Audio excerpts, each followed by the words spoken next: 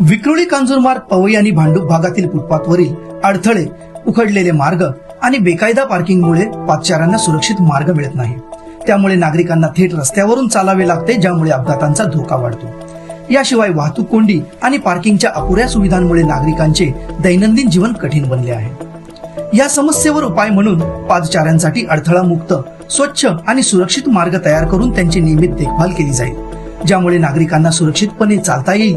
वाहतूक कोंडी कमी करण्यासाठी प्रमुख रस्त्यांवर सुधारित वाहतूक व्यवस्थापन राबवून एक मार्गी वाहतूक आणि स्मार्ट सिग्नल प्रणाली लागू केली जाईल. पार्किंग समस्येवर मल्टी स्टोरी पार्किंग सुविधा व योग्य अंतरावर अतिरिक्त पार्किंगची सोय केली जाईल, ज्यामुळे रस्ते मोकळे होतील आणि रहिवाशांना सुरक्षित, सुशोभित पार्किंग मिळेल. तर चला एकजुटीने पुढे येऊया आणि आपल्या हक्काचा ठाम आवाज बुलंद करू. 1 क्रमांकाचे रेल्वे इंजिन समोरील बटन दाबा. महाराष्ट्र नवनिर्माण सेनेचे उमेदवार विश्वजित शंकर ढोलम यांना आपले मत देऊन विजयी करा.